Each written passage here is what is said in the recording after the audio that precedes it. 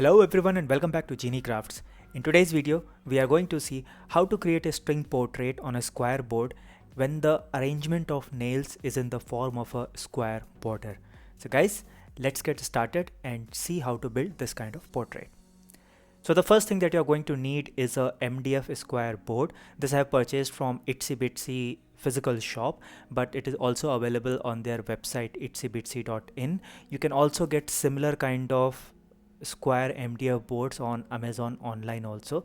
The border might not be same, but you will definitely get square boards. The thickness of this board is around I think 1.5 centimeter, and the dimensions of the board was around 39 by 39 centimeter in each direction.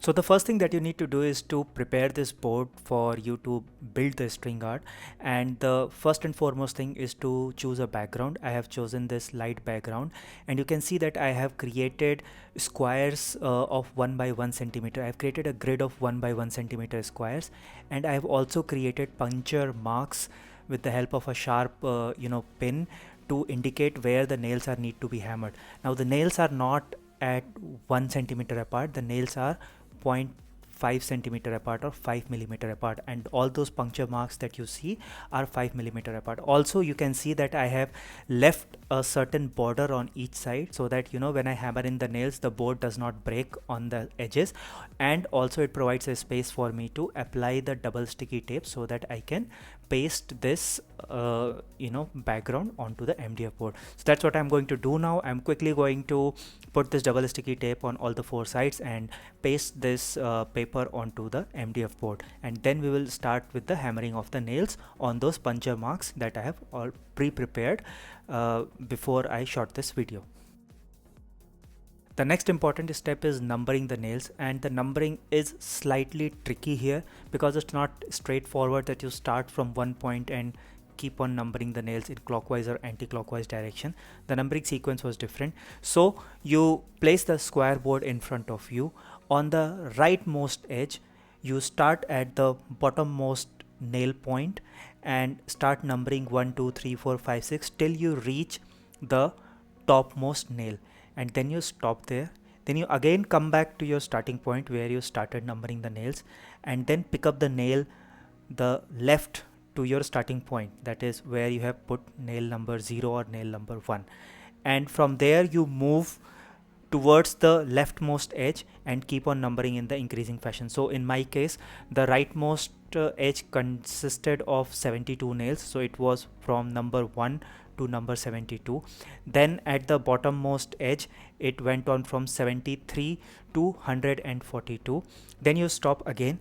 Then you take the left edge of your square board, go to the topmost point, and from there you start numbering 143 till you reach the last unnumbered nail on the left edge, and then you number the remaining nails at the top edge where the nails are still unnumbered. You pick up from the leftmost unnumbered nail and move towards the rightmost unnumbered nail. Now this is something that I have not invented. This particular naming convention is the result of the program that the particular website uses, which I have covered in my previous video on how to generate template for square string portrait. So unfortunately we have to follow that convention, and we cannot do without it, because if you do not follow this numbering pattern, your portrait will not come out correct. It will come out a jumble of strings and no actual portrait. So unfortunately we have to follow this pattern.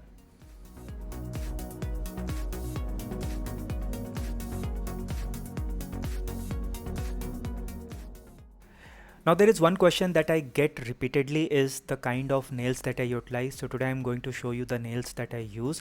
The nails that I utilize are not available as it is in the market, so I utilize this 7mm cable nail clip. These cable clips are used to ensure that the wires remain in their place on the walls. So what I do is that I take out the nails from these cable clips, and then I use these nails. These nails are not just available in the market as is. As you can see, the length of these nails is almost 1.5 centimeter with thickness of or diameter of around 2 mm.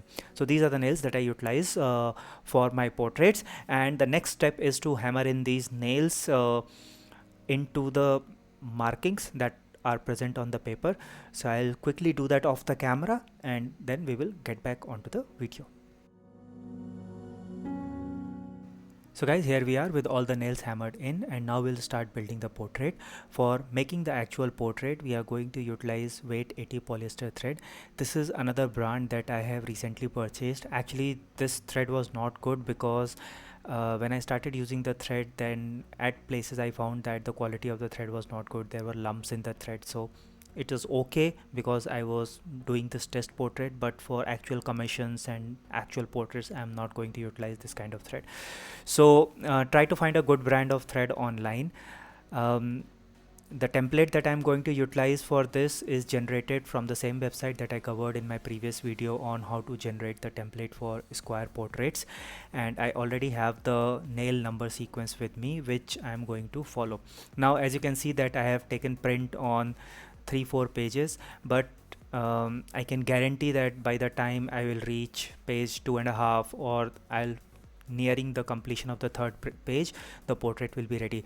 Why this happens is because in the softwares the lines are represented very thin, and even in case of softwares where there is a mechanism to increase the thickness of the lines, it doesn't actually represent the thread. So when you actually build it with the thread, the portrait figure comes out much sooner as compared to the total number of nail sequence that you will get on your template.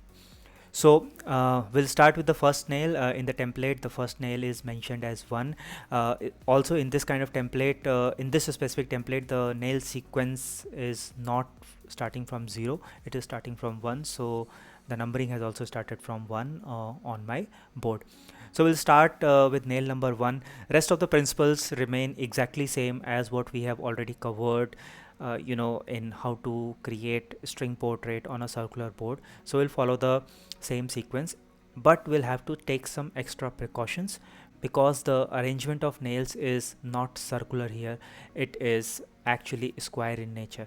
So what happens is that when you don't have a symmetrical arrangement, like in case of a circle where all the nails are equidistant from a center point, in case of a square, all the nails are not equidistant from the center of the square. Some nails are closer to the center and other nails are farther from the center. So just a little bit of physics here. When such a arrangement of nails is there, like the square one you see on screen right now, when you start winding the thread across the nails, the tension and the stress that the thread creates on the nails is also different. So the stress or the tension created by the thread is not equally distributed across the board.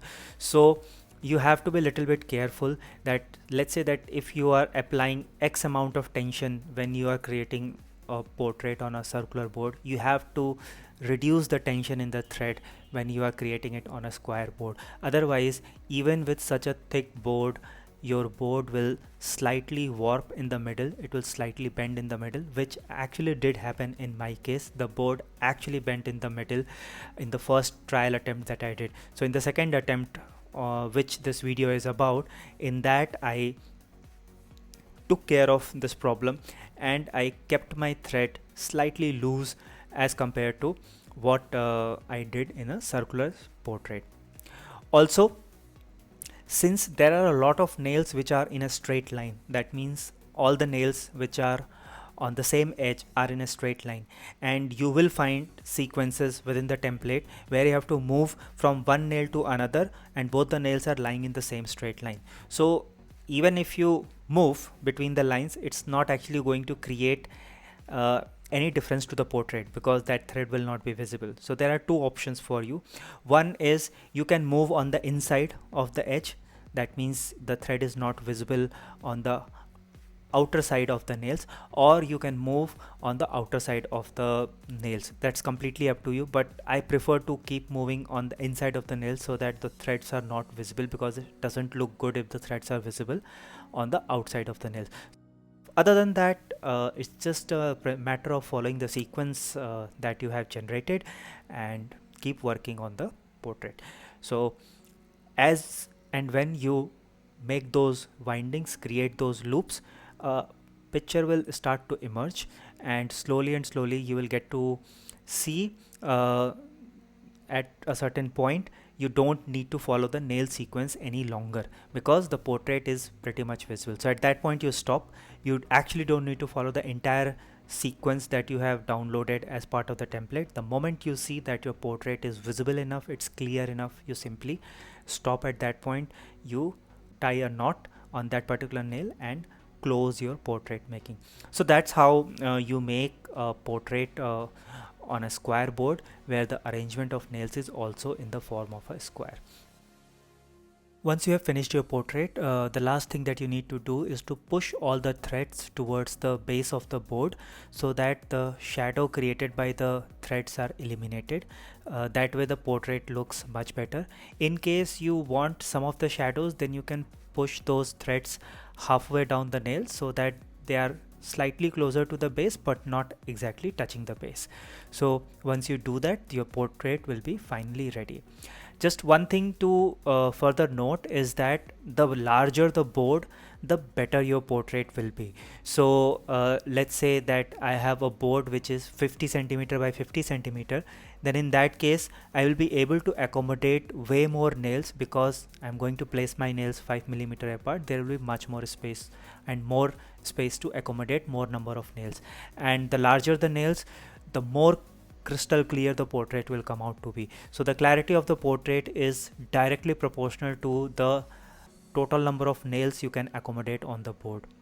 So I think that's about it. I have covered all the points. I hope you guys found this video useful.